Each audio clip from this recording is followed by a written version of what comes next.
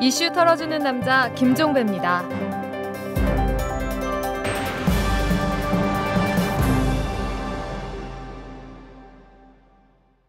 네, 여러분 안녕하십니까. 8월 22일 목요일입니다. 자, 오늘도 오마이뉴스의 이주영 기자와 함께 이탈남의 문을 열겠습니다. 안녕하세요. 안녕하세요. 네, SNS 한 뉴스 첫 소식이 크레용팝입니까? 네. 이 크레용팝이 혹시 그 추리닝에 헬멧 쓰고 나오는 네, 그 맞습니다. 걸그룹 맞습니까? 네.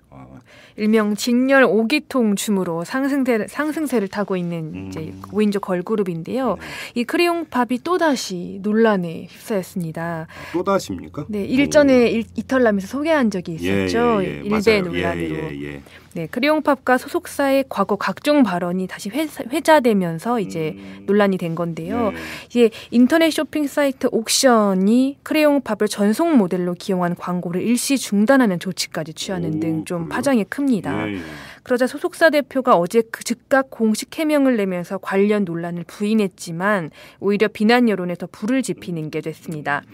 소속사 크롬엔터테인먼트는 공식 홈페이지를 통해 크레용팝 멤버들이 극우 성향의 커뮤니티 일간베스트 저장소 이른바 일베에서 활동한 적이 없다고 밝혔는데요. 일전에 저희도 소개했지만 그 고 노무현 전 대통령 비하 발언을 했었잖아요. 예. 이에 대해서도 귀여움의 표현이었다고 예. 합니다. 또 이를 비판한 사람들을 돼지에 비유한 그 트위터 내용과 관련해서는 해당 트윗을 쓴 멤버가 억울한 나머지 위와 같은 발언을 했다고 해명했습니다. 근데 또 있었어요. 이 이후에도 일베 논란이 있었는데 TV에 출연한 한 멤버가 다리를 저는 사람을 향해 절뚝이라는 표현을 쓴 적이 있는데요. 이 절뚝이는 장애인을 비하하는 말이자 일베에서 고 김대중 전 대통령을 비꼬는 표현으로 쓰입니다. 이와 관련해 소속사 대표는 특정 정치인과 장애인을 비하하는 발언인 줄 몰랐다고 말했습니다. 절뚝이가 이 장애인 비하하는 발언인지 몰랐다고요? 네. 이건 상식 아닌가요? 근데? 그러게 말입니다. 이를 두고 트위터에서는 한 번이야 실수라지만 이렇게 꾸준히 모르고 사용했다는 것은 쉽게 납득이 되지 않는다는 반응이 많았습니다. 한 트위터 이용자는 크레용팝은 이미 직접 일베 논란을 겪었음에도 논란의 여지가 있는 발언들을 계속해서 내뱉으며 불씨를 당겼다는 것에 주목해야 한다. 네. 논란 이후 같은 실수를 반복하면서도 몰랐다는 말로 해명을 하려는 것 자체가 알겠으니까 그냥 모르는 척 덮어줘라고 말하는 것과 무엇이 다르겠는가라고 꼬집어 말했습니다. 또 다른 이용자는 크레용팝 소속사가 자신들은 일베와 관련 없다고 구구절절 해명했는데 이는 노이즈 마케팅을 통해 갑자기 떴다가 광고 중단 사태까지 벌어지니 이미지 세탁을 하는 것이라고 해석했습니다. 한편 소속사 대표는 자신의 일베 활동과 관련해 홍보를 위해 여러 사이트 중 한 곳을 이용했을 뿐이라고 해명했는데요. 이를 두고도 단순히 홍보 차원이었다면 해명만으로는 소속사 대표의 과거 행동들이 지나쳤다는 의견이 나왔습니다. 실제로 일베 회원들이 소위 백골단 사진에 크레용팝 멤버를 합성한 사진을 유포했는데도 소속사 대표는 자세한 경위 확인 없이 열심히 홍보해줘서 고맙다고 말하기도 했습니다. 아, 그래요? 예. 이에 한 유명 트위터리어는 정글 같은 걸그룹 세계에서 방송 한번 나가는 게 소원이었던 크레용팝 소속사 사장은 일베를 통해서라도 떠보려고 그 쓰레기통에 자신의 몸을 던졌다. 예상보다 크게 뜨자 그 쓰레기통에서 나오려고 몸부림치고 있다고 비꼬아 말했습니다. 네, 아무튼 다음 뉴스로 넘어가죠. 네, 국가정보원 대선 개입 의혹 사건 진상규명을 위한 국회 국정조사 3차 청문회가 어제 열렸는데요. 하지만 권영세 주중대사와 김무성 새누리당 의원 등의 증인이 불참한 데다 새누리당 소속 의원 전원이 불참한 탓에 야당 의원들만 참석한 반쪽 회의로 진행됐습니다. 한쪽이 썰렁하대요. 예. 이를 두고 트위터에서는 검찰 수사와 국정조사로는 한계가 있기 때문에 특별검사 제도를 도입해서라도 국정원 사건의 진실을 규명해야 한다는 요구가 이어졌습니다. 한 트위터 이용자는 특검을 통해 국정원이 어떻게 선거와 정치에 개입을 해서 부정을 저질렀는지 규명해야 한다고 촉구했습니다. 또 다른 이용자는 이번 국조에서 여러 의혹과 정황들이 드러났는데도 뚜렷하게 사실 여부가 밝혀진 게 없다. 반드시 특검으로 의혹이 해소돼야 한다고 강조했습니다. 민주당에서도 국정원 사건 특검을 요구하고 나섰는데요. 그러자 새누리당은 국정원 특검 요구는 민주당의 대선 불복 속셈을 드러내는 것이라고 비난했습니다. 이를 두고 트위터에서는 대선 불복 반복이 아니라 대선 개입 의혹을 해소하자는 건데 왜 새누리당은 자꾸 불복으로 몰아가는 걸까요? 라고 반문했습니다. 지금까지 특검 제도는 99년 조폐공사 파업유도 특검부터 2012년 내곡동 사저특검까지 총 11번이 이뤄졌는데요. 이제 특검을 시행하려면 국회에서 특별법을 제정해서 통과시켜야 되는데 국정조사를 두고 첨예한 갈등을 빚은 여야가 과연 국정원 사건 특검 특별법 제정에 합의할 수 있을지 의문이 듭니다. 또 박근혜 정부 들어 첫 특검이 시행될 수 있을지 앞으로 지켜봐야겠습니다. 그러게요. 그리고 특검은 보통 복수로 올라가죠. 네. 특검 후보가 복수로 이제 추천이 돼서 대통령이 그 가운데 이제 한 사람을 지명하는 걸로 이렇게 지금 되어 있는데 아무튼 이거는 좀 그 진행을 하든가 뭐 진행 경과를 좀 지켜봐야 될 것 같고 네. 새누리당은 아무튼 정가의 보도가 생겼어요. 대선 불복. 네. 모든 걸 다 여기로 몰아가서 입을 막아버리는 이런 거 프레임 짝이라고 해야 되는지 정가의 보도라고 해야 되는지 아무튼 새누리당은 단골 메뉴가 하나 생겼습니다.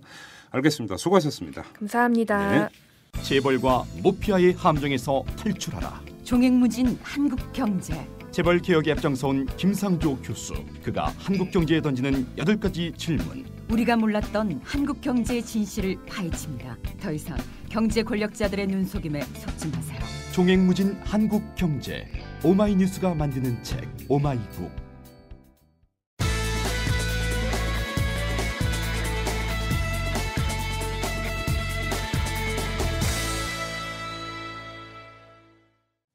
네, 오늘 탈탈 인터뷰에서는 남북 문제를 한번 털어보도록 하겠습니다. 얼마 전이었죠. 남북 당국이 개성공단 문제를 타결을 지었습니다. 이어서 이산가족 상봉 문제와 금강산 관광 재개 문제를 두고 줄다리기를 하고 있는데요.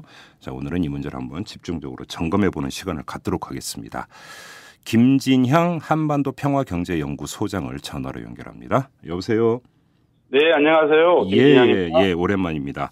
네네. 자, 일단 뭐 현안부터 한번 여쭤보도록 하겠습니다. 지금 우리 정부가 이산가족 상봉을 위한 실무회담을 제의를 했고 그런데 또 이제 북한은 뭐 그건 좋은데 그러면 장소를 금강산으로 하고 금강산 관광 재개 문제도 논의를 하자 이렇게 이제 밝히지 않았습니까?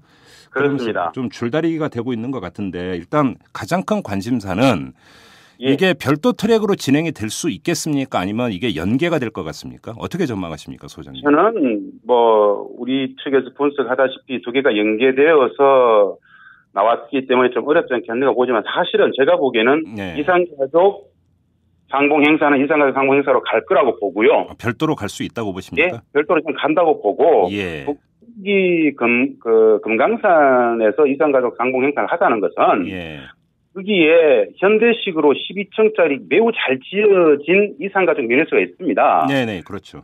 어차피 거기서 해야 될 끼니까 지난 5년 그쪽 시설도 점검하고 하자는 좀 상징적 측면에서 이야기거든요. 더불어 동네는 금강산 관광 문제도 좀 표면화시켜서 이야기하자 이런 의미 같은데 제가 보기에는 뭐 금강산 관광 문제가 풀리지 않으면 이산가족 행사 안 하겠다라는 게 아니고 따로따로 볼 것이라고 저는 전망합니다. 아, 그렇습니까? 근데 지금 우리 정부 입장에서는 금강산에서 그 이산가족 상봉 행사를 하는 방안 외에 서울과 평양에서 또 여는 방안도 지금 검토를 하고 있는 걸로 보도가 나오고 있던데요. 여러 가지 방안 중에 하나일 수 있습니다. 그런데 북측은 아마도 지금 일관되게 금강산에서 하자고 이야기할 겁니다. 뭐냐 하면은 두 가지 지점인데요. 첫 번째 하나는 금강산 자체가 이미 이명박 정부 때도 두 번이나 금강산에서 실질적으로 이산가족 상봉행사가 있었습니다. 그래서 금강산에서 하자는 것이고 두 번째 사실 서울과 평양을 오고 가는 문제가 북측으로서는 매우 재정적 문제부터 해서 여러 가지 어려움이 좀 있습니다. 사실은. 아니 그 버스 좀 왔다 갔다 하는 재정적 문제까지도 부담입니까 북한한테는? 예를 들어서 북측에 흩어져 있는 사람들 다 모아가지고 서울에 데리고 오고 데리고 가고 이 많은 과정 자체가 단순히 돈이 든다는 문제를 떠나서 거기에 보장 성원부터 해서 참 많은 사람이 움직여야 되지 않겠습니까? 일단 서울에 들어오는 것 자체가 만약 이산가족 500명, 200여 명을 이산가족을 데리고 온다고 했을 때 따라와야 될 그 보장 성원 한 100여 명이 넘을 겁니다. 그렇겠죠. 그런 엄청난 행사가 북측한테 부담스러운데 금강산에서 하면은 어차피 북측 지역이고 라든가 모든 것들이 용이할 것이다. 그런 측면에서 금강산을 계속 이야기할 겁니다. 이게 먼저 그럼 금강산 관광 재개 문제 말고도 관리 차원에서도 북한 입장에서는 금강산을 선호한다 이런 말씀이시네요. 매우 현실적인 문제로서 그렇다라는 겁니다. 맞습니다. 그렇습니까? 근데 아무튼 이게 금강산 관광 재개와 연계되지 않고 일단 이산가족 상봉은 그 자체로 진행이 될 수 있다고 전망을 하셨는데 그렇게 보는 근거가 뭡니까? 북한 입장에서 본다면 왜 그것이 별도로 그럼 타결할 수 있다고 보시는 겁니까? 제가 보기에는 말입니다. 네. 우리가 보편적으로 분석을 하다시피 금강산 관광이 외화 자금줄, 예. 돈 중심 사고적 관점에서 계속 금강산을 이야기하는 거 아니냐라고 이야기하지만 사실은 예. 지금 포괄적이고 근본적인 남북 당국 관계의 정상화를 원합니다. 개성공단 정상화와 금강산 관광 재개는 6.15 14시대로 돌아가는 상징적인 남북 관계 정상화의 상징적인 어떤 조치들이죠. 예. 그렇다고 본다면은 이번에 한꺼번에 어차피 금강산에서 이산가족 상봉 할 것이고 금강산 관광도 어차피 할 거 아니냐 하다 출처가 뭐 있느냐 이런 건데요. 네. 일각에서 이야기하다시피 이 부분 제가 지금 말씀드리는 걸 잘 좀 이해하셔야 되는데 우리 남측에서는 북측이 금강산 관광 재개를 요청하는 것과 관련해 가지고 예. 신변 안전 보장이다, 예. 재발 방지다, 예. 박광자 씨 사건에 대한 뭐 사과다 이런 문제들이 선결적 과제로 나와야 된다고 이야기하지 않습니까? 그렇죠. 그런데 말입니다. 그런데 북측은 이미 2009년 8월에 예. 김정일 국방위원장, 당시 국방위원장이 인민군 최고 사령관의 자격으로서 신변안전 보장하고 재발 방지 하격을 했었습니다. 예. 북측은 만약에 금강산 관광 재개 회담이 열리면은 남측이 요구하는 것들 다 수용해버릴 겁니다. 왜냐? 당국 관계 정상화가 그만큼 중요하니까요. 예. 양산을 통해서 어떤 뭐 수익, 1년에 금강산을 통해서 1년에 북측이 받아가는 관광 대가가 300억 원입니다. 네. 개성공단의 3분의 1밖에 안 돼요. 예. 과연 정말 돈 때문일 것이냐. 상업적 기기스라는 측면에서 본다면은 이거 우리가 지지부진 오히려 우리가 여기에 완급 조절, 속도 조절 측면에서 끌려가지 않겠다는 측면이 강한 것 같은데 제가 보기에는 회담을 하면서 완급 조절 가능합니다. 네, 그래요? 예, 그런 측면에서 좀 접근하면 좋지 않겠는가 싶습니다. 그러면 우리 정부 입장은 어떤 거라고 파악을 하십니까? 제가 보기에 우리 정부의 고민이 그겁니다. 예. 뭐냐면 북측은 실질적으로 전격적으로 개성공단 정상화, 금강산 관광 재개, 이산가족 상봉 이외에 예. 전체적인 남북 당국 관계 정상화뿐 아니라 다방면의 대화와 협력들을 동시다발적으로 다 하자는 이야기거든요. 예. 그런데 우리 입장에서는 우리 국내 보수적 여론 입장에서는 속도 조절론이 지금이 막 나옵니다. 어떻게 북측의 성 있는 신뢰, 진정성 있는 변화, 핵 문제 이런 것을 가만히 두고 이렇게 막 대화해도 돼? 예. 라는 문제 제기들이 보수적 시각에서 나오지 않겠습니까? 예, 예. 이런 부분들 때문에 사실은 굉장히 눈치 보고 있는 거 아닌가라는 생각이 드는데요. 그래요? 사실은 2009년 금강산 관광 문제만 하더라도 북측은 이미 예. 김정일 국방위원장이 최고인민군 사령관의 자격으로서 그런 것을 구두로 현정원 회장한테 밝히고 그 부분과 관련해서 우리 남측 당시 이명박 정부 때 남측 정부에서 그 구두로 민간인 한테한 이야기는 못 믿겠다. 뭔가 문서화된 게 필요하지 않겠다. 해가지고 사실은 개성내에서 이 문제와 관련해서 남북 간에 협상이 있었어요. 당시 북측은 문서로 보장할 수 있겠다라고 문서로 보장을 했었습니다. 알려져 있거든요. 안 알려져 있기 때문에 그 과정들까지 다 드러나게 되면은 금강산 관광 재개 문제는 사실은 북측은 언제든지 할 수 있다라고 나올 수 있는 문제인데 우리가 현금이 들어가는 문제라고 계속 주장을 하고 있기 때문에 많이 고민이 될 겁니다, 아마. 그리고 일부 보도에 따르면 북한이 금강산 관광 권역을 넓혀가지고 원산 마식령까지 연계하려는 광역 개발 계획을 짜고 있다 이런 이야기가 나오던데 이건 어떻게 파악하고 계세요? 맞습니다. 뭐냐 하면 이렇게 보시면 되겠습니다. 단순히 마식령 기장 개발이 마식령 하겠다는 게 아니고 원산 지역 전체를 관광 특구화해서 전체 개발 계획의 하나가 마식령 금강산 원산 벨트도 묶고 함흥 원산 지역 개발도 있고요. 위에 낮은 선봉 지역 개발도 있고요. 넘어가서 두만강 일대 백두산과 철보산 그리고 승리주 이쪽으로 승리 쪽으로 내려오면은 남포, 해주, 강영반도 전체적으로 측의 해양 경계를 따라서 말발굽 형태의 엄청난 경제 개발 계획들을 전면화하고 있습니다. 그러니까 동해 서해 쪽으로는 다 개발하겠다라는 거네요. 간단히 얘기를 하면. 그쪽 측의 개발 계획들을 보면요. 그야말로 우리가 60대, 70대 경제 배결 5개년 계획을 통해서 국가적 성장이 있었지 않습니까? 예. 하게 10개년 계획을 내놓고 매우 적극적으로 매우 다방면에 걸쳐가지고 엄청난 개발 계획들을 지금 현실화시키고 있는 겁니다. 예. 그중에 일환으로서 그것이 가능하기 위해서는 성간이든 금강산이든 남북 당국 관계가 정상화되지 않고서는 해외 투자가 힘들기 때문에 예. 한꺼번에 다 풀어가고자 하는 것이죠. 그러니까 지금 북한이 아주 적극적으로 대화 공세에 나서는 이 배경에 그게 있는 거군요. 그러면은. 예. 매우 엄청난 계획들을 지금 추진을 하려고 하는 겁니다. 그래요. 인민경제 건설이 가장 핵심적인 가치니까요, 지금. 예. 그러면 이게 지금 우리 정부는 근데 국내 보수 여론의 눈치를 보고 있다고 지금 소장님께서는 진단을 하셨는데. 네네. 그러면 그러니까 과정이 그렇게 그러니까 이게 가속도가 붙어서 일사천리로 진행될 가능성 그렇게 커 보이지는 않은데 그럼에도 불구하고 전국적으로는 남북 당국이 금강산 관광 재개에도 합의할 가능성은 높다고 보십니까? 제가 보기에 예. 우리 박근혜 대통령이나 우리 정부가 어떤 선택을 하느냐에 따라서 예. 저는 갈림길이 있다고 보는데 북측은 매우 적극적으로 예를 들어서 금강산 지역의 재산 몰수 조치라든지 이런 모든 부분들 다 풀 수 있을 겁니다. 하려고 할 거예요. 예. 다만 우리 정부가 이 부분들을 어떻게 받아들일 것이냐. 실제로 연간 관광 대가 상업적 베이스로 거래가 있는 300억 원에 해당한 이 돈이 실질적으로 대량 살상 무기로 개발에 전용이 될 수 있다라는 그런 인식을 갖고 접근한다라면은 네. 매우 어려울 것이고요. 예. 그렇지 않고 실질적으로 관광 재개라든가 남북 당국 관계를 실질적으로 풀어가려는 신뢰 프로세스 관점에서 본다라면은 우리가 하겠다면 관광은 바로 열릴 거라고 봅니다. 그러면 여기서 이제 그러니까 지금 논란이 되고 있는 5.24 조치 해제 문제는 어떻게 그러면 박근혜 정부가 핸들링을 할 거라고 보십니까? 제가 보기에 5.24 조치는 제가 만약에 지혜를 낸다라면은 예. 시나브로라는 말을 쓰고 싶습니다. 예. 이 불식간에 아무도 모르는 상황에 시나브로. 그래서 해야 된다. 예를 들어서 사실 현재의 남북 당국 관계를 상징적으로 나타내는 게 5.24 조치입니다. 그렇죠. 5.24 조치의 배경에는 천안함 사태가 있습니다. 네.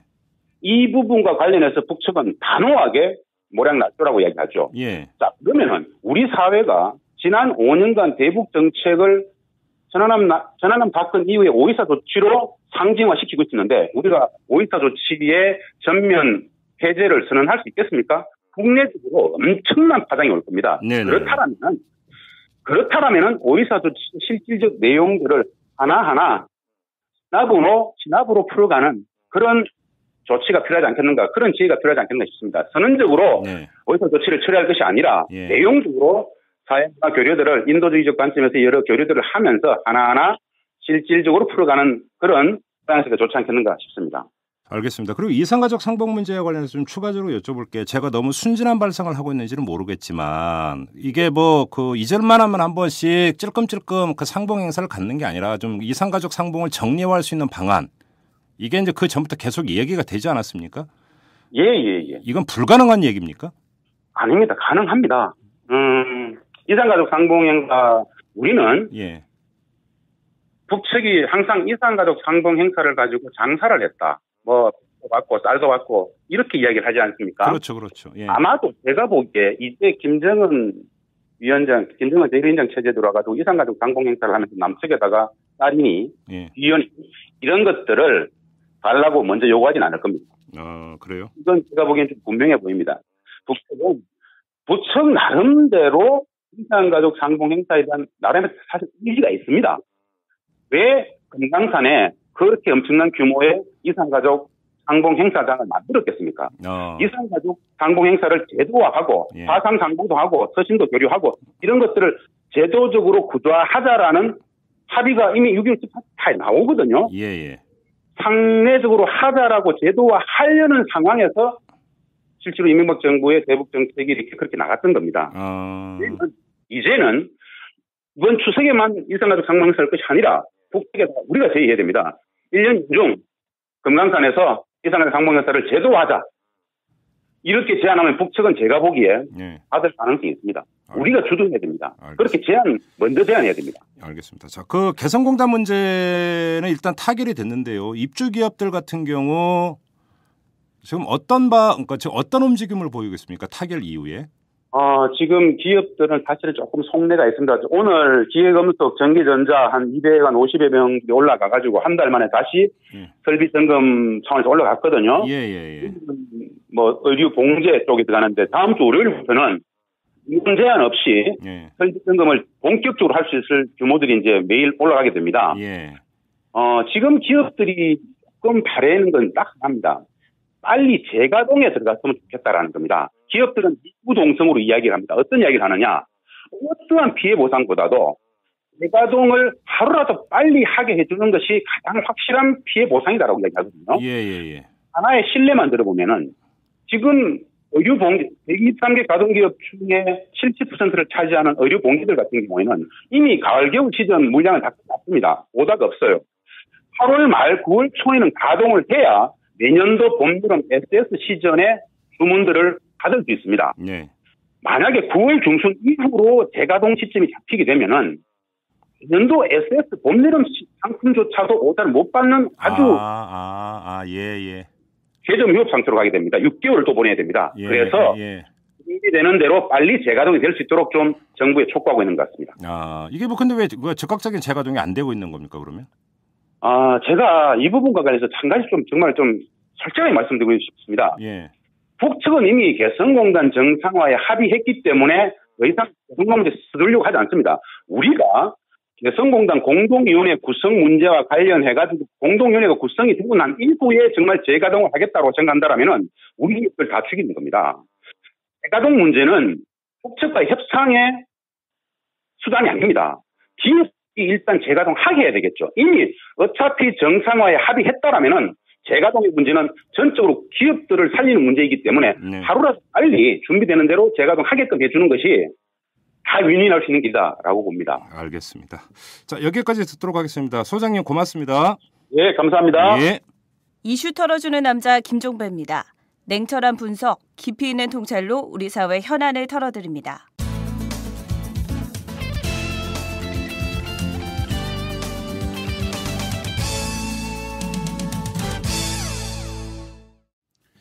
네, 오랜만에 모셨습니다. 인권 이야기의 주인공이시죠. 오창익 인권연대 사무국장 모셨습니다. 어서 오십시오. 네, 안녕하세요. 네, 지난주는 저희가 하루 쉬는 바람에 광복절이었습니다. 네, 어떻게 보람찬 광복절은 보내셨고. 광복절 특사가 있었으면 했는데요. 우리 법과 원칙을 존중하는 대통령께서 광복절 특사를 안 했는데.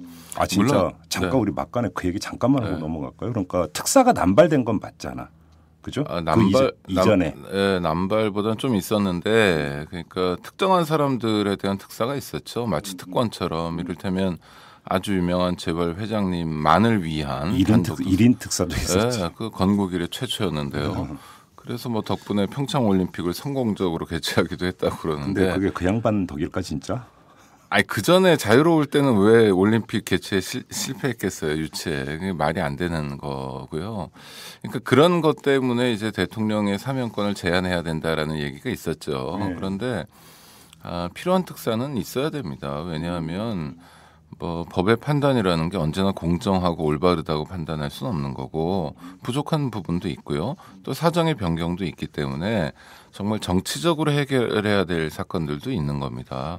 이를테면 뭐 용산 참사 때문에 구속된 분들 지금도 아직 관련자가 남아 계신데 이 뭐 변호인이 아무리 방어하고 또 피고인의 입장에서 방어했지만 법의 판단을 받았고 그래서 실형을 살고 있는데 앞뒤 사정을 생각해 보면 2009년 사건인데 2013년이 4년이 지난 지금까지도 이 감옥에 있는 것은 좀 과하다라고 판단할 수 있는 거죠. 그럴 때는 뭐 다른 방법이 별로 없으니까 대통령이 정치력을 발휘해서 특별 사면을 해야 되는데 마찬가지로 올해 8.15를 앞두고 인권단체들이 요구를 했습니다. 양심에 따른 병역 거부 때문에 교도소에 있는 사람들 또 용산 참사 관련자들 또 여러 노동 현장에서 구속된 분들 뭐 시국 사건들 이런 연루자들을 좀 정말 국민 대통합을 원한다고 하니까 그런 차원에서 사면해달라고 했는데 아무런 반응도 없었고요. 그야말로 한 줄 기사 정도로 처리됐습니다. 대통령은 8.15에 특사 안 한다. 씨알도 안 먹혔군요. 네, 씨알도 안 먹혔습니다. 유감스럽습니다. 알겠습니다. 자, 오늘 주제는 어떤 걸로 갈까요? 오늘 범죄 얘기를 좀 하려고 합니다. 범죄가 범죄는 뭐 없으면 좋은데요. 많은 사람들이 공동체를 구성해 사니까 범죄라는 건 있기 마련입니다. 그런데 범죄가 뭔지, 범죄의 실상이 어떤지, 또 우리 시민들과 범죄와의 관계랄까, 일상생활하면서 부딪히게 되는 범죄 얘기를 좀 해보려고 합니다. 일단 범죄가 뭐냐를 생각해봐야 되는데, 범죄는 첫 번째로 해로운 행위인데 그냥 해로운 행위가 아니라 특별히 해로운 행위입니다. 그럼 뭐예요? 그러면 특별히 해로운 행위? 뭐 마누라한테 거짓말했다 이런 거는 범죄는 아니고 죄는 맞다. 교회 안 갔다 이런 건 죄인데 특별히 해로운 행위고요. 두 번째는 특별히 해로운 행위라도 형법전에 써놔야 됩니다. 적어둬야 되는 거죠. 그걸 이제 죄형 법정주의라고 합니다. 우리 중고등학교 때 다 배웠어요. 근데 특별히 해로운 행위도 아니고 형법전에 적혀 있지도 않은 범죄가 많습니다. 한국에는 대표적인 게 이제 경범죄 처벌법 같은 건데요. 저번에 우리 한번 짚었죠. 네, 경범죄도 그렇고 여러 가지 행정법규인데 공무원들이 자기들 편의를 위해서 굉장히 많은 그 처벌 조항을 갖다 놓고 그래서 범죄로 만들어 버리는 경우가 있습니다. 그래서 한 해에 발생하는 범죄가 엄청나게 많은데요. 우리나라 인구가 5천만 명 아닙니까? 그런데 이 범죄는 사실 여성들은 거의 저지르지 않습니다. 그 남녀 비율이 어느 정도 돼요?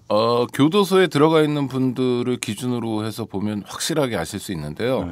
지금 그 미결수 아직 재판이 안 끝난 재판을 받고 있는 사람 또 기결수 형이 확정된 사람 합해서 교도소에 약 4만 3천 명 정도 있습니다. 이 중에 여성이 몇 명이나 될까요? 몇 퍼센트 정도? 그러니까 보통 보면 한 2만 명 이상 있어야죠. 반 정도. 세상의 절반은 여성이니까. 그렇죠. 근데 교도소의 절반은 여성이 아니고요. 여성이 한 2,500명 정도 됩니다.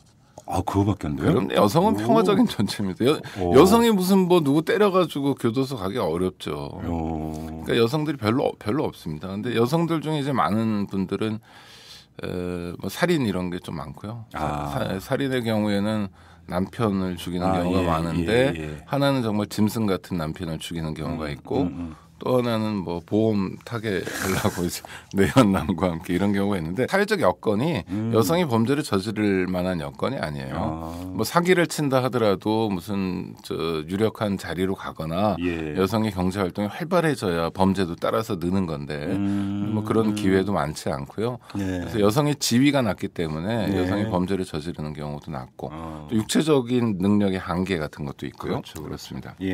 하여튼 여성 빼고 미성년자 빼고 아주 연로하신 어르신들 빼면 범죄를 저지를 수 있는 사람들은 굉장히 제한됩니다. 인구의 절반이 안 되는데 그런데 2012년 통계를 보니까요. 한 해 동안 발생한 범죄 총수가 179만 건 정도 됩니다. 200만 건 가까이 되는 거죠. 인구 10만 명당 발생 건수로 보면 3,588명입니다. 굉장히 많지만 사실 범죄는 조금씩 줄어들고 있습니다.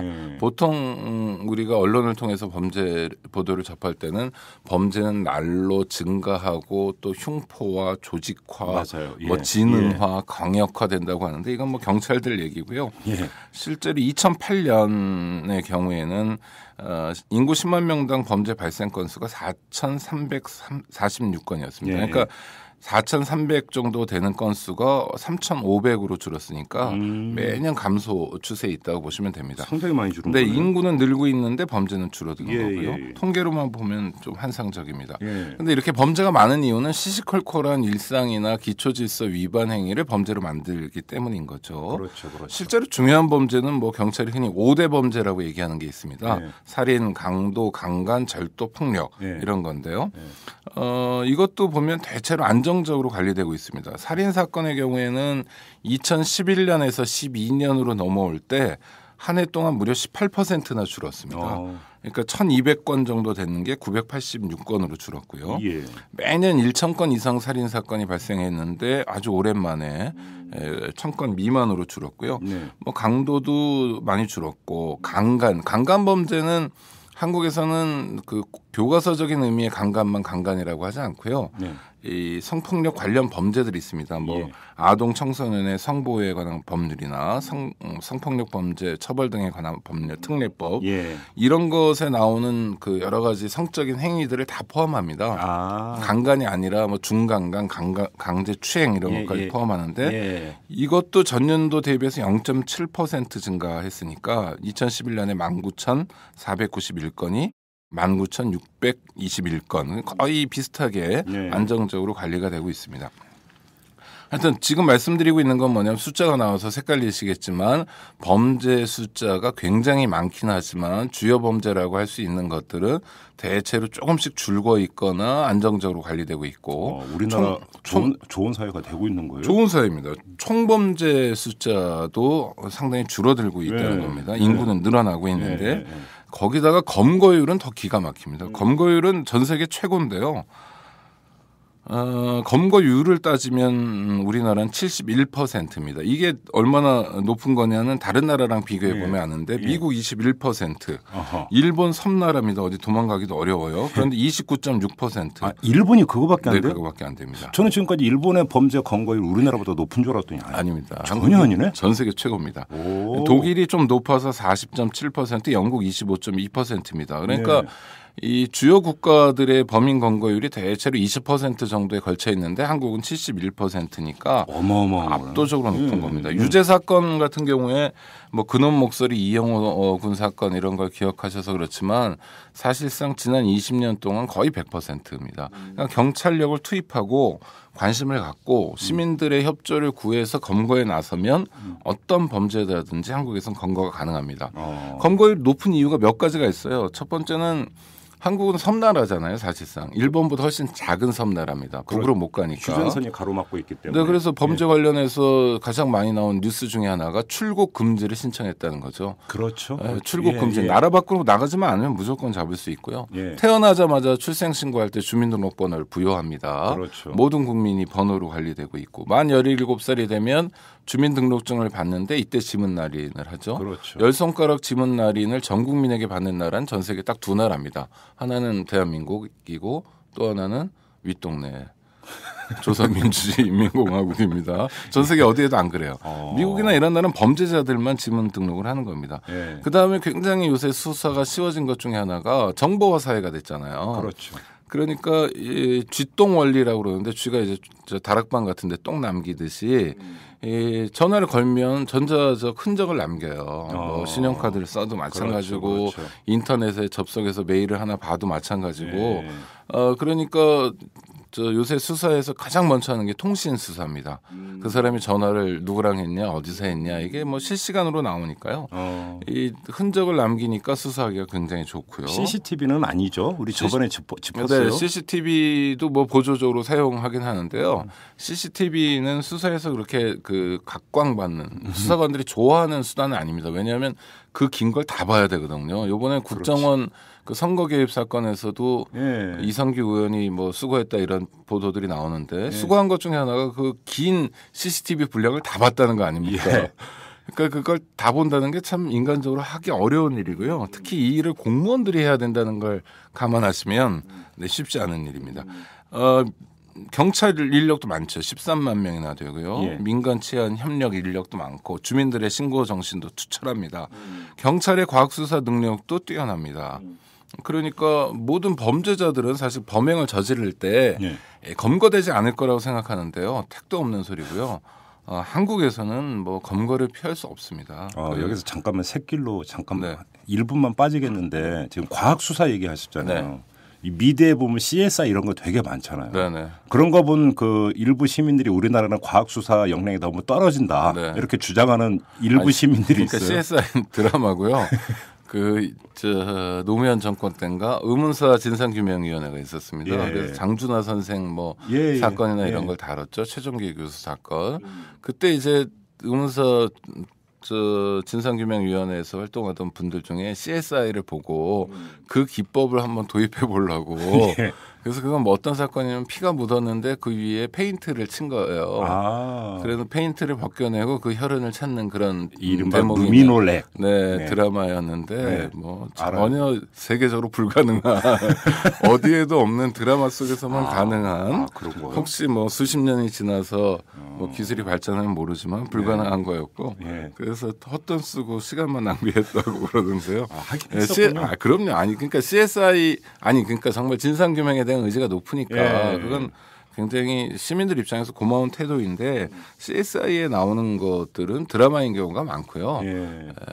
한국에서도 뭐 드라마 만들면 그거보다 더한 드라마도 만들 수 있겠죠. 그럼 우리나라 국립과학수사연구원 같은 경우도 상당히 역량이 높은 편인가요? 역량이 높습니다. 높고 물론 법의학을 전공하려는 사람들이 많지 않아서 그게 문제라면서요. 이분들이 굉장히 좀 뭐랄까 그야말로 고역을 치러야 되고 노동 강도가 센 것이 문제이긴 하지만 뭐 10년 전, 20년 전에 비해서는 월등하게 높아졌고요. 세계적으로도 뭐 다른 어떤 나라에 꿀리지 않을 정도의 실력을 갖추고 있습니다. 예. 그러니까 이제 검거율이 당연히 높은 거고요. 하긴 몇 년 전에 그 쓰나미 했을 때 우리나라 그 경찰이 가갖고 이제 이 사망자들 신원 밝혀내는데 아주 뭐해갖고 네. 세계적으로 뉴스가 된 적이 있었죠. 상당히 역량이 뛰어나다 해가지고. 그렇죠. 일단 뭐 한국 사람인 경우에 뭐 사망자가 신분증 등 소지품을 갖고 있지 않더라도 일단 지문 정보를 통해서 확인할 수 있고요.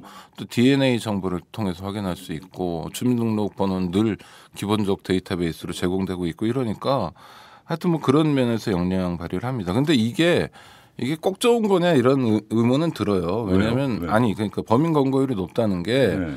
물론 범인 검거율만 생각하면 굉장히 바람직한 일이지만 한국 사회가 그만큼 통제 사회라는 걸 보여주고 있는 겁니다. 그러니까 좀 숨쉬기 그렇죠. 어려운 들여다보기로 마음 먹으면 다 홀라당 벗겨진다 그렇죠. 이런 얘기가 되는 거죠. 예. 실제로 뭐 정말 진압해야 될 범죄에서 이런 경찰의 실력이나 국가적 실력이 쓰이는 경우도 있지만 민간인 사찰이나 이런 데서 보는 것처럼 정적을 감시한다든지 예. 또는 자기 정치적으로 반대하는 사람을 괴롭히거나 탄압할 때도 이런 것들이 쓰이고 있기 때문에 그렇죠. 이게 약간 양날의 칼 같은 측면이 그렇죠. 있고요. 범인 검거율이 높다는 건 일면 좋은 점이나 꼭 바람직한지는 또 고민이 되는 겁니다.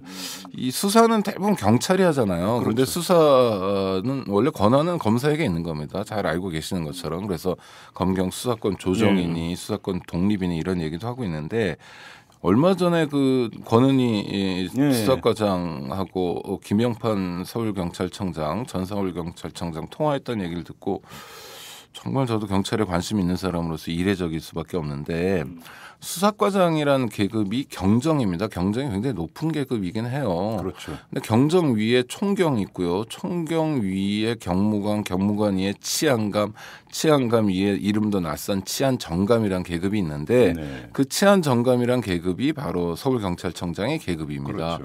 4단계거든요. 이건 군대하고 달라 경찰은 4단계라는 게 일생에 거쳐서 뭐 갈 수 있는 것도 아니고요. 승진에 승진을 거듭해도 결코 도달하지 못하는 자리이기 때문에 서울경찰청장이 일선서 수사과장한테 직접 전화하는 경우는 없습니다. 그래요? 그럴 때는 서울경찰청에 수사부장이라고 있어요. 경무관 자리가 하나 있어요. 그러니까 서울경찰청장보다 2계급 밑에고 일선서 경찰서장보다 1계급 위인 총경 위에 그런 경무관인 수사부장이 이제 전화를 하거나 서울청장이 직접 전화하고 싶으면 서장한테 하죠. 그러니까 김영판 씨가 당시 뭔가 굉장히 다급하고 이례적인 일을 할 만큼 뭔가 쫓기는 것 같다는 거죠. 격려 전화했다는 거 아닙니까? 김영판의 주장에 따르면. 격려 안 합니다. 서울청장님이 수사부장을 통해서 격려하거나 하죠. 지나가다 만났을 때 격려하면 몰라도 특별히 전화해서. 하여튼 경찰관들이 이제 공무원들인데 열심히 일하는 공무원도 있어요. 그런데 할 일이 많이 쌓여 있을 때. 뭐 매일처럼 똑같은 일을 처리할 때 뭐 이럴 때 공무원들에게 활발한 활동을 기대하는 건 좀 무리입니다. 그래서 어떤 사건이 발생했을 때 제때 잘 신속하게 처리해달라고 기대하는 건 쉽지 않습니다. 그러니까 신경만 조금 쓰면 그래도 사건이 진도가 나가는 경우가 있는데 이를테면 범죄자들을 그냥 수배만 걸어놓고 실제 검거에 나서지 않는 경우가 굉장히 많습니다. 이럴 때 시민 입장에서는 참 답답하게 되는데요. 이럴 때는 담당 경찰관에게 전화하고 뭐 팀장, 계장, 과장, 서장에게 또 요구하고 촉구하고 이런 활동을 해야 됩니다. 그러니까 이를테면 뭐 백이라고 할까요? 누가 아는 사람이 있으면 뭐 사건을 부탁한다든지 이게 범죄가 있는 사람의 범죄를 덜어달라는 부탁이 아니라 법인을 검거해달라는 부탁도 시민 입장에서 좀 필요한 그런 상황이고요. 경찰서에서 항상 내가 누군지 알아 얘기 나오는 게 그렇게 말씀하시는 분은 잘 모르는 분들이죠. 그렇게 얘기할 필요가 없는 분들이 또 존재합니다. 예. 그런 사건 중에 대표적인 게 이제 군포 여대생 실종 사건이었습니다. 예. 여대생이 실종됐어요. 연락도 안 되고 그럴 리가 없고 그런 적이 없었는데 부모가 뭐 애가 끌죠. 그래서 경찰에 호소했는데 경찰은 꿈쩍도 안 한 거예요. 그래서 부모가 어떻게 했습니까? 그 군포역에 나와서 전단지를 살포했죠. 그게 언론에 알려지게 되고 여론이 들끓으니까 경찰이 수사에 본격적으로 나섰습니다. 그 전까지는 뭐 따님이 돌아오겠죠. 뭐 싸우셨나 집안일이 있나 뭐 이런 정도의 분위기였다가 경찰이 검거에 나서게 되니까 그 결과 어떻게 됐습니까? 강호순을 검거했습니다. 예. 강호순이 연쇄살인을 저질렀다는 거 확인됐고 만약에 좀 더 일찍 경찰이 나설 수 있었다면 강호순에 의한 억울한 죽음을 최소한 한둘이라도 막을 수 있었잖아요. 그렇죠. 그러니까 이렇게 경찰이 좀 잘 안 움직이는 경우도 굉장히 많다라는 말씀을 드리고 또 경찰이 국정원 뭐 선거 개입 사건만이 아니라 외풍을 타는 경우도 굉장히 많습니다. 그 뭐 상사가 관심을 갖는다든지 또 관심이 전혀 없다든지 하는 경우 같은 게 그런 거고요. 네. 외풍을 타는 경우 가장 대표적인 게 지금 경찰이 몸살을 앓고 있는데 4대학입니다. 아, 대통령 공약. 참 정말 경찰을 그 곱게 보기 힘든 건데요. 근데 저는 그 4대학 중에서 다른 건 그렇다 치고 불량식품은 경찰이 어떻게 해요, 그거를? 그러니까 답답하죠. 뭐 계도 위주로 한다. 뭐 가끔 성과도 있어야 되는데 이 경찰이 정말 분주하게 한 몸으로 움직이고 있는데요. 4대학 근절 현수막 같은 거 많이 보셨죠. 그다음에 여러 기관이나 단체와 업무 협약도 맺습니다. 뭐 방송국, 지방정부 뭐 이런 데랑 맺어요. 그다음에 또 뭐 하고 있는 일들이 굉장히 많은데요. 어떤 경찰서는 뭐 4대학 근절을 위한 우표도 만들어요. 이거 짝퉁 우표죠. 우표를 만들어요? 그래 짝퉁 우표예요. 짝퉁 우표. 아, 진짜로는 못 쓰는? 그럼요. 경찰이 어떻게 우표를 만듭니까? 그럼 우체국에서 해야죠. 그러니까 그래서 뭐 경남 창녕 경찰서인데 그러니까 아이디어들이 번뜩이는 거예요. 주민 자율 토요론회, 중고생 봉사활동, 4대학 척결을 위한 미술 작품 기획 전시, 자전거 타기 대회, 특강, 뭐 수사를 하는 게 아니라 이벤트를 하고 있구만. 그렇죠. UCC 제작, 뭐 시민단체 창립, 뭐 별의별 거 다 하고 있습니다. 그리고 또 경찰청장이 그렇게 얘기해요. 검거 실적도 중요하지만 4대학을 없애려면 국민 의식 제고가 중요하기 때문에 홍보가 중요하다.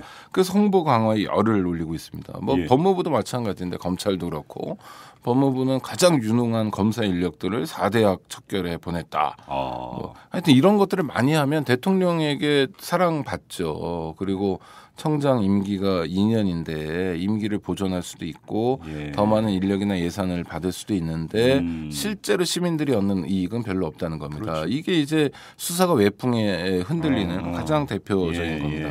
외풍에 흔들리는 것 중에 하나가 또 중요한 게요. 언론입니다. 경찰은 그렇게 언론을 의식해요.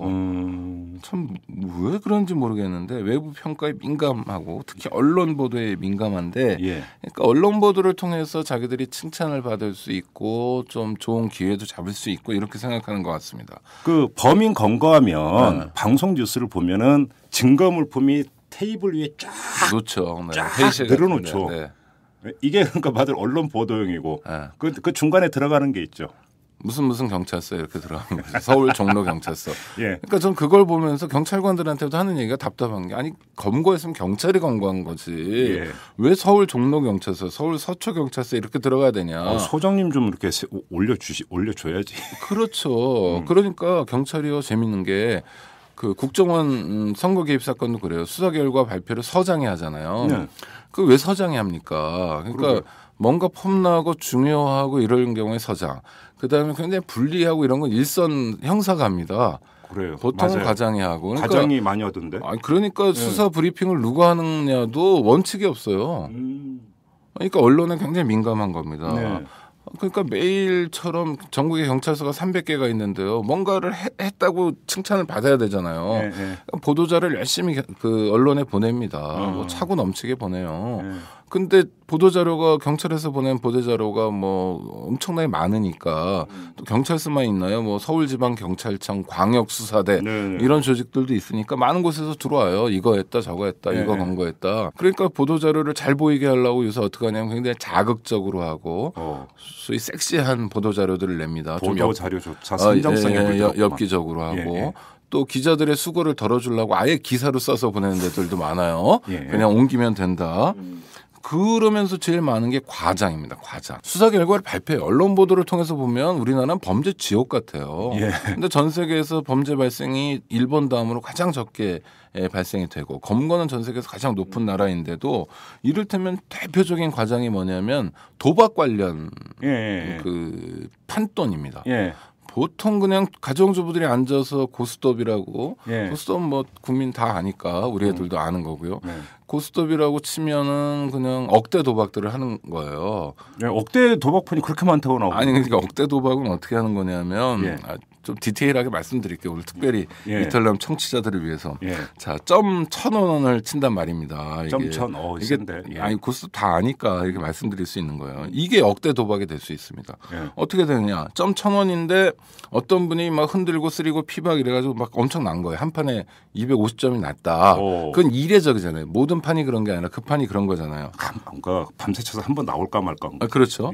그러면 이제 고스톱은 3명이 치니까 2명이 잃게 되는 거잖아요. 그렇죠. 한 사람이 25만 원씩 잃으면 50만 원이 됩니다.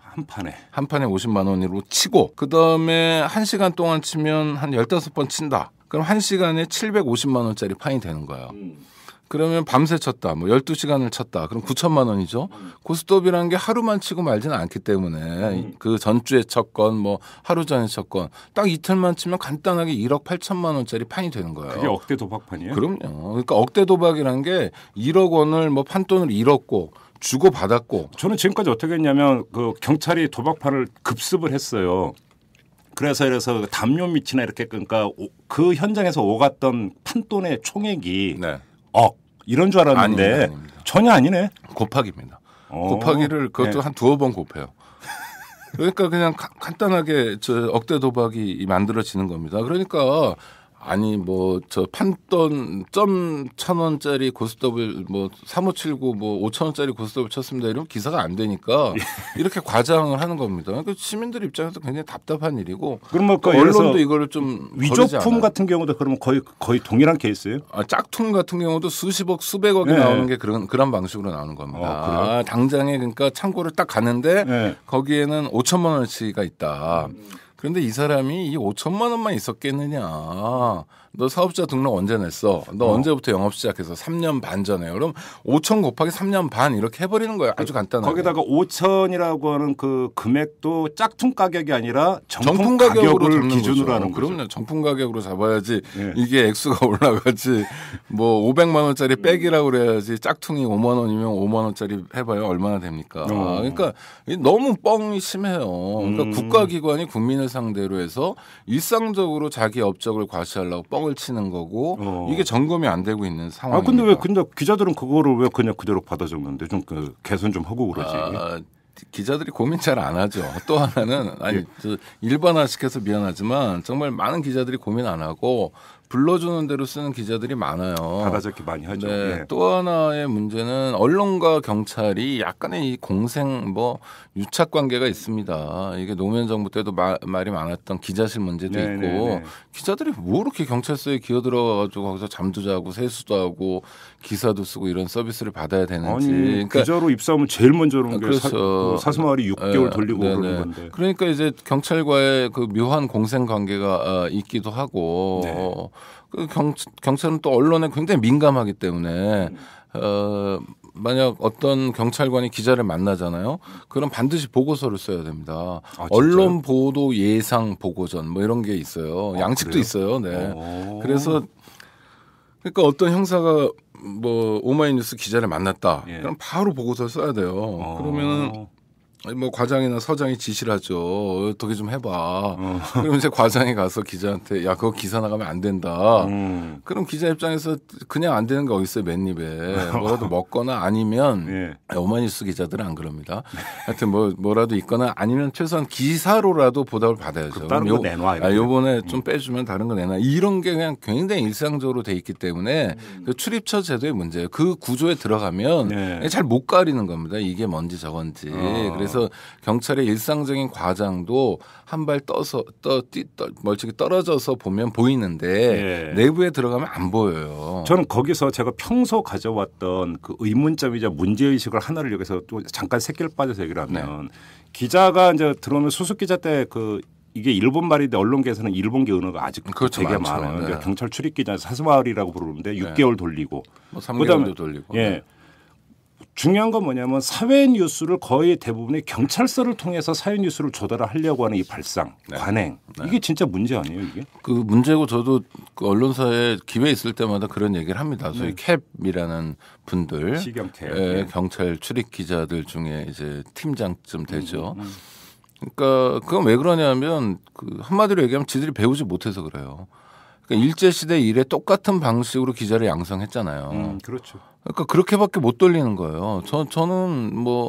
저는 예를 들어 수석 기자들을 위해서 그렇게 뭐 잠을 2시간, 3시간밖에 안 재우고 뭐 2시간 새벽 5시, 6시서부터 2시간마다 보고받고 뭐 이러는 게 아니라 물론 그거 뭐 며칠 해보면서 근성도 늘 수 있겠지만 그걸 몇 달씩 하는 게 아니라 뭐 저녁이면 정말 그 특강도 좀 마련하고 아니 우리 김 선생님 같은 경우에 뭐 언론사에서 기자들이 특히 새로운 시작을 하는 수습 기자들 모아놓고 잠깐 1-2시간이라도 말씀 좀 해주세요 하면 거절하기 어렵잖아요. 그렇죠. 왜냐하면 언론이 수행해야 될 역할이 있기 때문에. 몇 번 불려가기도 했어요. 그렇죠. 예. 네. 그러니까 그런 뭐 강의도 좀 들으면서 좋은 의미의 인맥도 형성하고 또 좋은 콘텐츠 있는 뭐 소위 제대로 된 양성도 좀 하고 자기들이 키울 능력이 없으면 그렇게 해야 되는데 그게 아니라 그냥 배운 대로 거의 뭐 수습 기자들은 뭐 인권은커녕 뭐 기본적인 동물권도 없는 것 같아요. 동물은 좀 재우잖아요. 먹이기도 하고. 그래서 도대체 그게 뭐 지나고 나면 추억이 남겠지만 선배 기자들한테 우리 때는 수습 6개월 했는데 니들은 3개월밖에 안 하니까 다행이야. 요새 세상 좋아진 줄 알아. 이런 얘기나 남발하고 야단이나 치고 윽박지르고 뭐 이런 거로 정말 양성되는 기자들이기 때문에 이를테면 도박 기사 아주 간단한 거 가지고 경찰이 일상적으로 뻥을 까는데도 그 뻥을 지적 못하는 겁니다. 그러니까 안목을 키워줘야죠. 정말 그렇죠. 언론 그렇게 하면 안 되는데 계속 그렇게 가네요. 이 관성의 힘이 이렇게 무서운 것 같습니다. 과장은요 다른 범죄에서도 많은데 사기죄 같은 경우도 그래요. 자 무전 취식을 했어요. 이게 뭐로 저 형법 적용을 시키냐면 많은 경우 사기죄로 합니다. 무전 취식이 사기죄라고요? 네. 그러니까 무전 취식은 뭐 경범죄 처벌법에 있어요. 10만 원 이하. 근데 뭐 그러니까 무전 취식은 사실 형사적으로 처벌해야 될지 말아야 될지 사실 그 돈만 받으면 그만 아닙니까? 예. 국가가 나서서 그 사람을 뭐 형사 처벌하는 게 얼마나 큰 이익이 있는지 모르겠고 피해 금액도 많지 않고 그런데 무전 취식을 어떻게 보냐면 이렇게 보는 거예요. 공연히 내일 의사도 없고 내일 능력도 없으면서 음식을 먹었다. 그러니까 예를 들어서 내가 주머니에 돈이 하나도 없는데 식당 가서 음식 시켜 먹었는데 나 돈 없어요 하면 그게 이제 무전 취식이 되고. 그렇죠. 의도까지도 경찰이 다 간파를 해주는 거예요. 내일 의사도 없으면서 능력도 없으면서 그럼 뭐 사기예요. 그럼 무전 취직을 한 2번 한 사람이 있다. 이건 뭐가 되냐면 상습 사기죄가 되는 겁니다. 예. 그러니까 매년 우리나라에 사기죄 사건이 한 20만 건 이상 발생하는데 이 중에 상당히 많은 게 무전 취직 같은 거예요. 진짜요? 네. 아니 이게 아주 일반적인 일상적인 거예요. 선수들은 다 아는 얘기입니다. 경찰관들은. 어음 사기나 뭐 이런 것들은 극소수고. 그럼요. 무전 취식 이런 게 사기죄 그럼요. 진짜 사기들 있잖아요. 뭐 무슨 건물 져놓고 뭐 사람들 모아가지고 뭐 조이팔 류에 이런 것들 다단계 사기 이런 건 극히 많지 않고요. 주로 무전 취식이에요. 그러니까 경찰관들은 그냥 기계적으로 그냥 그렇게 일을 합니다. 이게 왜냐하면 평가받고 싶은 욕구예요. 그렇죠, 언론에 그렇죠. 또는 뭐 이런 그렇죠. 그 경찰이 사실 굉장히 힘 있는 조직인데 자기들은 힘 없다고 하지만 자기들 말을 그대로 받아들이면 힘 없다고 생각하는 조직이 외풍에 흔들리는 모습들입니다. 그러니까 뭐 제대로 이제 수사가 되거나 하지 않죠. 이쪽으로 갔다가 저쪽으로 갔다가 이렇게 됩니다. 범죄는 아까 말씀드린 게 지난해에 170만 건 이상 범죄가 발생한다고 그랬잖아요. 그러니까 사실은 우리 주변에 굉장히 가까이 있는 겁니다. 그렇죠. 범죄와 관련해서 수사받는 법을 아주 간단히 말씀드리면서 오늘 정리하려고 하는데요. 예. 잠깐만 그 전에 또 새길 잠깐만. 네, 가시죠. 뭐. 네. 저같이 이렇게 선량해 보이는 시민이 식당으로 밥을 먹으러 갔어요. 당연히 그거에 어떻게 동의가 되는지 모르겠어요. 하여튼 선량해 보인다고 아무튼 치고. 그러니까 뒷주머니에 그러니까 지갑이 있다고 생각하고 가서 내가 그러니까 그 밥을 먹었어. 근데 계산하려고 하니까 지갑이 없는 거야. 그래서 제가 지금 깜빡 잊고 지갑을 놓고 왔어요. 해서 말하니까 식당 주인께서 그걸 이해를 해 주시고 갖다 주세요 하면 상관없는데 당신 생긴 거 보니까 당신 어떻게 믿냐? 당신 어떻게 믿냐? 경찰서 가자. 이러면 저도 사기범이 되는 거예요, 그러면? 그럼요. 그러니까 경찰서 가자 그러지 않고요. 예. 경찰에 신고하죠. 그렇죠. 경찰관들이 옵니다. 일일이 신고해서. 예. 그러면 이제 경찰관에게 갚겠다는 의사를 정확히 말하고 그다음에 뭐 가족이나 친지들에게 연락을 해서 뭐 30분 이내에 갚으러 올 거다. 이러면서 형사 사건을 안 만드는 게 제일 중요합니다. 그래요? 그러니까 그 수사받는 법 중에 제1호가 형사 사건에 연루되지 말 것이에요. 물론이죠. 예. 이게 흔히 그냥 업자들 사이에선 1도, 2비, 3백이라고 그러는데 1도는 뭐냐면 도망치라는 얘기인데 도망도 아무 데서나 치면 안 돼요. 무슨 운전하다가 사고 냈는데 도망치면 뺑소니여가지고 가중처벌 받기 때문에 그냥 무조건 도망치라 이게 아니라 가급적 사건에 연루되지 말라는 거예요. 그렇죠.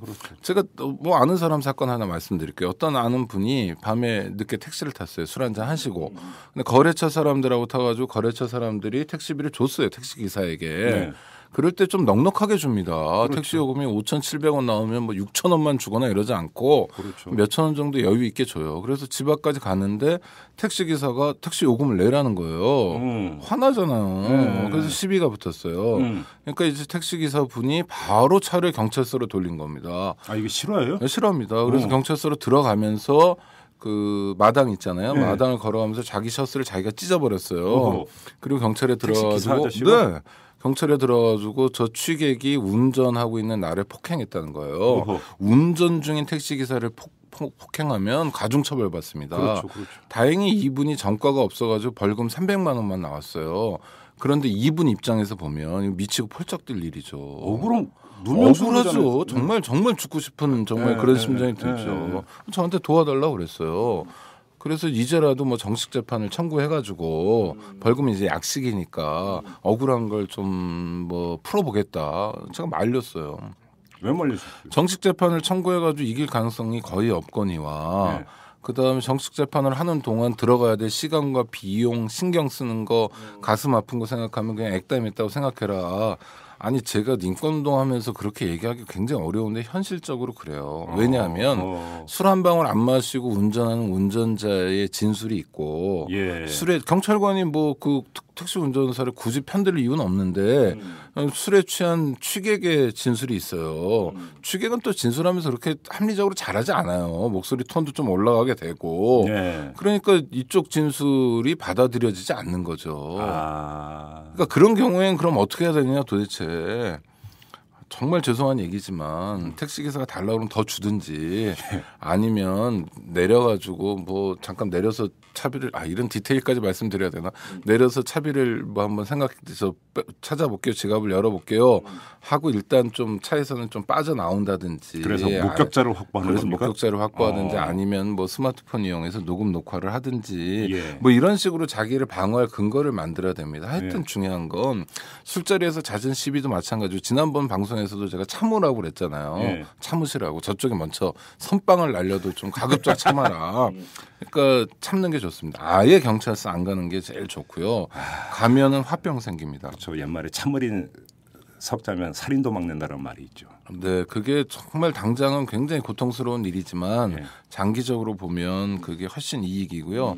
2비, 1도 그다음에 2비인데 2비는 부인하라는 건데 이것도 무조건 부인하면 안 됩니다. 그러니까 이걸 말씀드리면 1도, 2비, 3백을 말씀드리면 제목만 외우시고 그대로 행하시는 분들이 있는데 그건 정말 안 되고요. 무조건 부인하면 반성의 기미가 없는 죄질 나쁜 범죄자가 되기 때문에 제일 좋은 건 뭐냐면 대충 기억나지 않는 게 제일 좋습니다.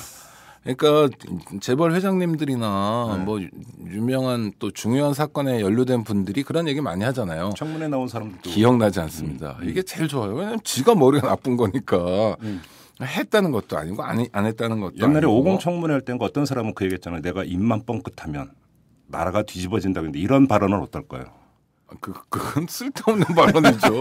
이상한 자기 과시욕이 있는 좀 상담을 받아봐야 되는 사람의 발언이죠. 그러니까 하여튼 경찰서 가서 가급적 많은 얘기하지 않는 게 좋습니다. 그게 두 번째고요. 보통 사람은 백이 제일 중요하다고 생각하는데 백은 3밖에 안 됩니다. 1도, 2비, 3백. 그 주변에 도움을 청해야죠. 그런데 도움은 수사 초기에 받아야 됩니다.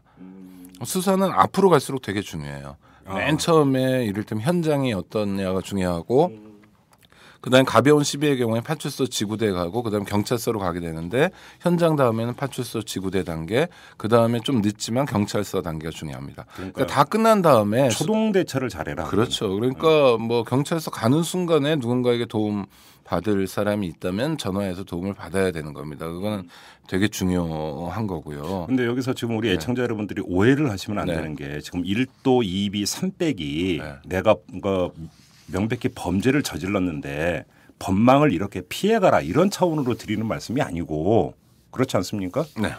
이게 뭐냐면 억울하게 뭔가 이래서 내가 연루가 될 수도 있는 거고. 그럼요. 그렇죠? 아까 이럴 그 경우에 이제 대처법을 말씀드리는 거예요. 경우에 말씀드리는 겁니다. 오해하지 마세요. 그리고 1도 2비 300 해도 경찰은 또 그거보다 높은 단수에서 이렇게 진행하기도 하니까요. 꼭 통하는 건 아닌데 하여튼 제가 말씀드리고 싶은 건 형사사건이라는 게 굉장히 우리들 삶에 가까이 있으니까 그렇죠. 가급적 안 가시는 게 좋겠다는 거고요.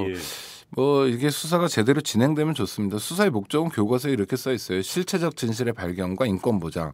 실체적 진실의 발견이 우리가 흔히 아는 수사 활동입니다. 이를테면 증거 확보하고 범인 검거하고 그러나 인권 보장이라는 두 마리 토끼를 다 잡으라는 거거든요. 쉽지 않은 거고요.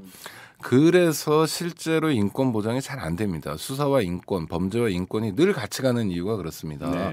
범죄에 대해서 인권 문제를 얘기하면 많은 분들이 무슨 범죄자에게 인권이 있냐라고 말씀하시기 쉽지만 이게 원래 같이 가야 되는 거고 범죄자라는 게 무슨 연쇄살인범이나 성폭력범만 있는 게 아니라 일상의 소소한 잘못이나 기초질서 위반과 관련된 우리 시민들도 범죄자가 되고 있는 게 사실이고 아까 말씀드린 거의 80-90%의 범죄자는 다 그 우리 주변의 이웃이고 90% 훨씬 넘죠. 그러니까 170만 건이 다 기소되는 건 아닌데 대략 한 해에 100만 건 정도 기소된다고 치면 실제로 형사처벌 받는 건 93%인가가 벌금형이에요.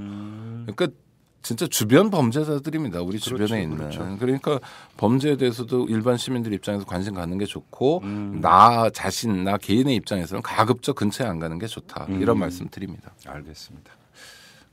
또 새길로 딱 1분만. 잡범이라는 표현을 많이 쓰잖아요.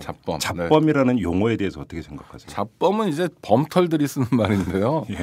그러니까 뭐 왠지 기분이 나빠서 일상적인 범죄를 저지른 사람들을 잡범이라고 그러고 그냥 수사받는 사람들도 그렇고 교도소 가면 특히 많이 잡범 또는 잡털 뭐 이런 표현을 쓰는데요.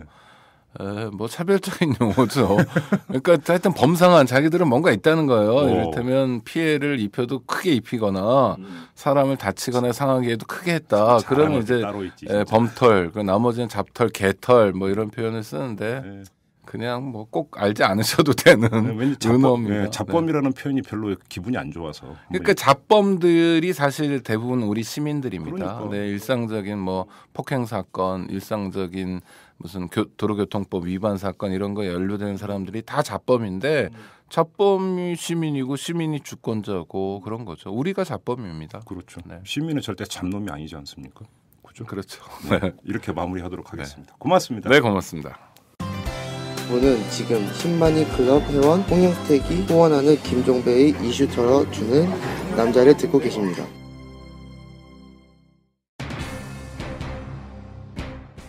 네, 앞서서 탈탈 인터뷰를 진행을 했는데요. 이 김진양 소장과 전화 인터뷰를 했는데 중간중간에 잠깐씩 끊기는 이런 현상이 있었습니다. 그래도 의사소통, 메시지 전달에는 큰 문제가 없다고 해서 그냥 인터뷰를 진행을 했는데 혹시 애청자 여러분들 듣기 조금 불편하셨다면 여러분들의 양해 부탁드리겠습니다. 자, 오늘 이렇게 마무리하도록 하겠습니다. 여러분 고맙습니다.